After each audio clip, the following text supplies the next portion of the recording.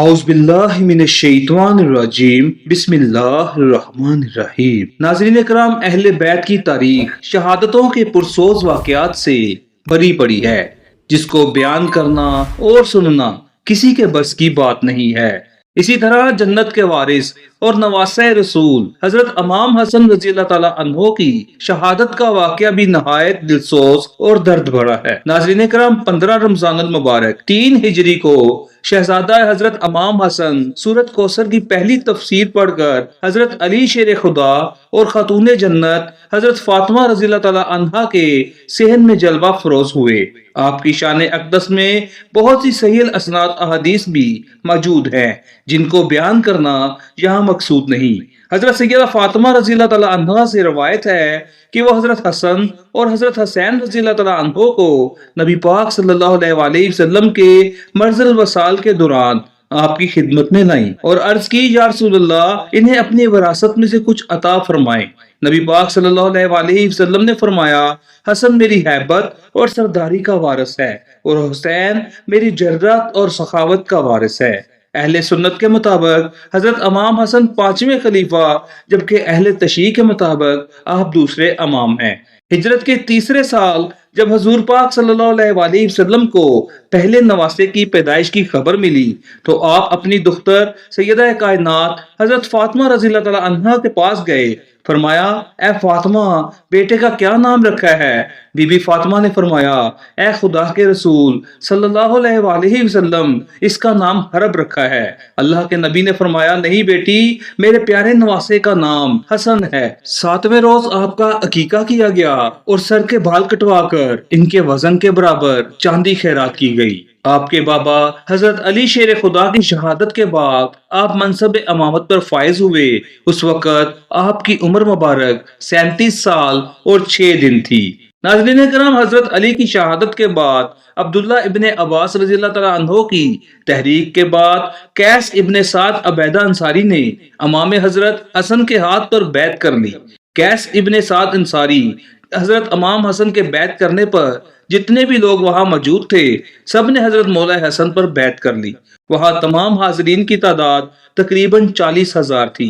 ناظرین کرام، یہ واقعہ 21 رمضان 40 ہجری بروز جمعۃ المبارک کو پیش آیا۔ ابن عباس رضی اللہ تعالیٰ عنہ نے کھڑے ہو کر تقریر کی اور لوگوں کو بیعت کی دعوت دی۔ سب نے خوشی خوشی سے بیعت کر لی تھی۔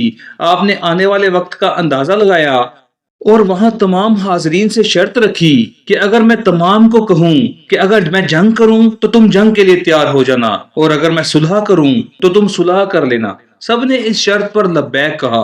اس کے بعد نبی پاک صلی اللہ علیہ وسلم کی حدیث کی روشنی میں کہ میرا بیٹا حسن 2 گروہوں میں صلح کروائے گا اور جنگ و جدل اور خون ریزی کو روکے گا، ایک معاہدے کے تحت خلافت سے دستبردار ہو گئے۔ صلح حدیبیہ کی عکاسی کے لیے تخت حکومت کو چھوڑ کر آپ جو تاریخی صلح کی، وہ تاریخ اسلام کا ایسا باب ہے جس کی تاریخ میں کوئی مثال نہیں ملتی۔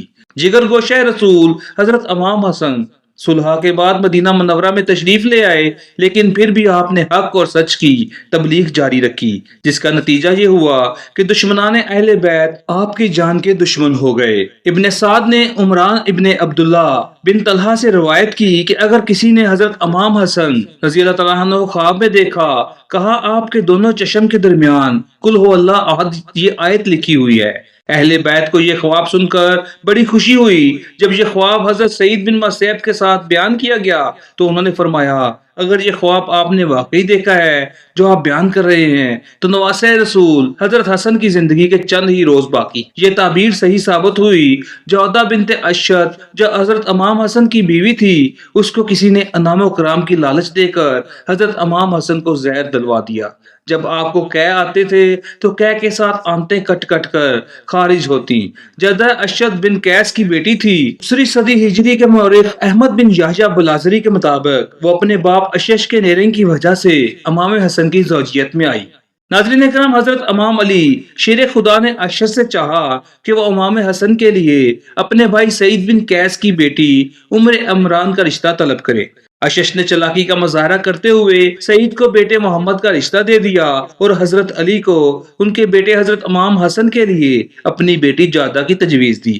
ناظرین اکرام، جادہ کا امام کو زہر دینے کے بعد جو حال ہوا وہ بتانے سے پہلے حضرت امام حسن کی شہادت کی منظر کشی کرتے ہیں۔ چنانچہ حضرت امام حسین نے دیکھا کہ ان کے برادر محترم حضرت امام حسن رضی اللہ تعالیٰ عنہ کو گھبراہٹ اور بے قراری ہو رہی ہے اور سماع مبارک پر حزن ملال کے آثار نمودار ہیں۔ یہ دیکھ کر حضرت امام حسین رضی اللہ تعالیٰ عنہ نے تسکین خاطر مبارک کے لیے عرض کیا، اے برادر گرامی، آپ کیوں رنجیدہ ہیں؟ بے قراری کا کیا سبب ہے؟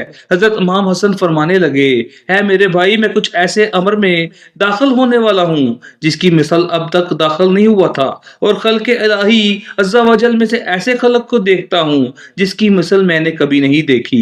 اور اس کے ساتھ ہی آپ نے حضرت امام حسین کو پیش آنے والے واقعات اور کوفیوں کی بدسلوکی کی وہ اعزا رسانی کا بھی تذکرہ کیا اور حضرت امام حسین کو گلے لگا کر زور سے رونے لگے۔ اس سے معلوم ہوتا ہے کہ اس وقت آپ کی نظر کے سامنے کربلا کا ہولناک منظر اور حضرت امام حسین کی تنہائی کا نقشہ پیش تھا، یعنی خود موت و حیات کی کشمکش میں تھے لیکن بھائی کے آنے والی زندگی کے غموں میں رو رہے ہیں۔ اللہ اکبر! حضرت امام حسن کی ہمت اور منزلت کیسی بلند و بالا ہے کہ آپ اپنے سخت تکلیف میں مبتلا ہیں، آنتیں کٹ کٹ کر نکل رہی ہیں، نزا کی حالت ہے، مگر انصاف کا بادشاہ اس وقت بھی اپنی عدالت و انصاف کا نہ مٹنے والا نقش صفحہ تاریخ پر ثبت فرماتا ہے کہ جب ان کے بھائی حسین پوچھتے ہیں کہ مجھے اس کا نام بتائیں کہ جس نے آپ کو زہر دیا، میں اس کو قتل کروں گا، تو حضرت حسن فرمانے لگے، بے شک اللہ تعالیٰ منطقے میں حقیقی ہے اور اس کی گرفت بہت سخت ہے۔ خیر، حضرت امام حسن